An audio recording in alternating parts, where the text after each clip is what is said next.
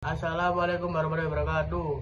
Kali ini saya akan membahas program simulasi lampu lalu lintas dengan teman saya yang bernama Alvano Laksono Putra dari absen 5 dan saya sendiri Muhammad Farhanira Pratama dari absen 21. Oke, mari kita mulai langsung saja ke programnya. Oke, ini dia program yang kita buat, 12 lampu merah kuning dan programnya.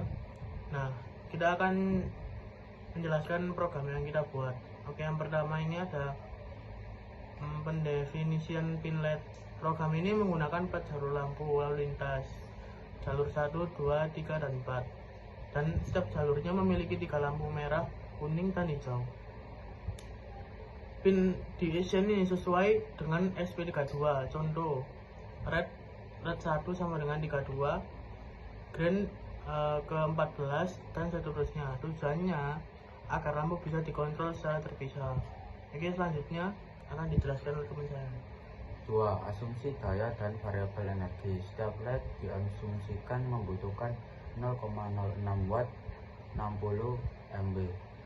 Program menyimpan variabel total energi WH untuk menghitung energi total WH yang dipakai semua lampu selama simulasi rumus energi. Energi WH sama dengan daya W kali waktu jam. Oke, selanjutnya fungsi lock energy. Fungsi ini bertugas: 1. Menerima LED yang aktif, jumlah LED, dan waktu nyala. Yang kedua, menghitung total daya dalam kurung jumlah LED dikali daya per LED. Konvensi waktu ms ke jam. Energi WH sama dengan daya kali waktu. Yang ketiga, menambahkan hasil variabel total energi WH. Yang keempat, menampilkan laporan ke serial monitor, misalnya kayak ini, LED aktif sama dengan 25, 26, 27, 14. Waktu 3 detik, 3 second. Daya 0,24 watt. Energinya 0,000200 WH. Jadi fungsi ini logger energi untuk memantau konsumsi daya. Oke, yang 4. Simulasi lampu lalu lintas. Program mensimulasikan satu siklus penuh lampu lalu lintas dengan aturan 1 jalur 1 hijau 3 detik plus jalur lain merah, 2 jalur 1 kuning 1 detik plus jalur lain merah, 3 jalur 2 detik jalur 2 hijau 3 detik, 4 jalur 2 kuning 1 detik. 5 dilanjutkan ke jalur 3 dan jalur 4 dengan pola sama. Setiap fase dipanggil ke log energi untuk mencatat energi. Dengan pola ini semua jalur mendapat giliran hijau kuning lalu bergantian. Kayak kelima, hasil akhirnya. Setelah satu siklus penuh 4 jalur, program ini akan menampilkan total energi siklus sama dengan 0,000900 WH. Angka ini menunjukkan berapa energi yang dipakai semua lampu dalam satu siklus lalu lintas. Yang terakhir itu tujuan program ini. Yang pertama, simulasi lampu lalu lintas dengan SP32. Yang kedua, menghitung konsumsi energi listrik tiap fase nyala lampu. Yang ketiga, bisa jadi model awal untuk menghitung efisiensi energi sistem lampu lalu lintas sebenarnya. Yang terakhir, dapat dikembangkan menjadi perbandingan antara lampu LED vs lampu pijar atau optimasi waktu siklus untuk menghemat energi. Oke, itu saja. Selanjutnya kita akan memperlihatkan grafis dari program tersebut.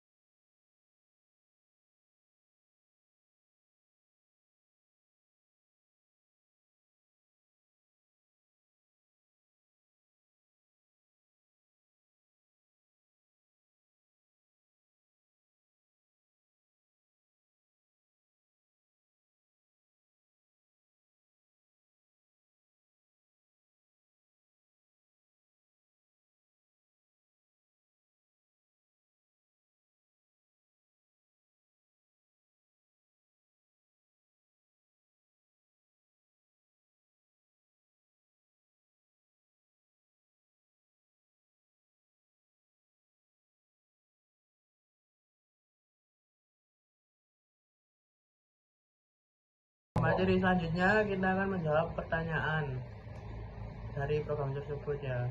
Yang pertama, apa yang terjadi jika energi W ketika waktu menyala lampu semakin lama sementara daya P tetap konstan?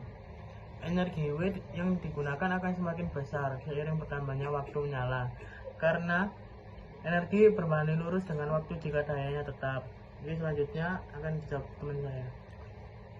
Selanjutnya, bagaimana hubungan antara daya P waktu T dan energi W yang dapat kamu simpulkan dari data? Hubungannya adalah P sama dengan P kali T, artinya energi W yang terpakai adalah hasil kali antara daya P dengan waktu T. Semakin besar daya atau semakin lama waktu, maka energi yang digunakan juga semakin besar. Oke, selanjutnya yang ketiga, mengapa energi yang digunakan lampu merah lebih besar dibanding lampu kuning atau hijau? Karena lampu merah biasanya menyala lebih lama dibanding lampu kuning atau hijau dalam siklus lalu lintas, sehingga energi yang digunakan juga lebih banyak meskipun dayanya sama. Selanjutnya, apa bukti dari data yang menunjukkan bahwa energi tidak muncul tiba-tiba tetapi dipengaruhi oleh lamanya waktu pemakaian?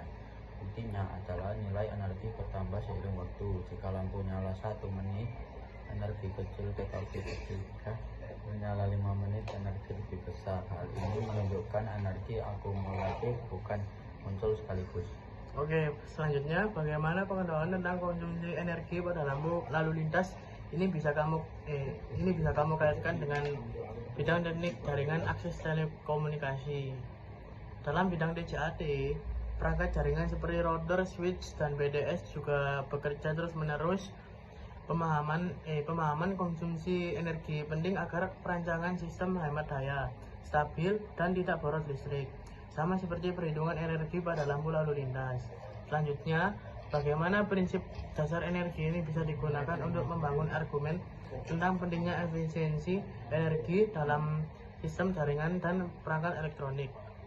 Jawabannya adalah prinsip dasarnya adalah semakin lama perangkat bekerja, semakin besar energi yang digunakan.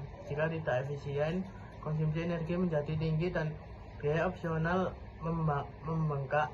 Oleh karena itu, penting memilih perangkat hemat energi, manajemen daya yang baik, dan teknologi yang efisien agar sistem jaringan lebih andal sekaligus ramah lingkungan. Oke, itu saja yang bisa kami sampaikan. Selebihnya mohon maaf jika ada salah kata dan perbuatan. Wassalamualaikum warahmatullahi wabarakatuh.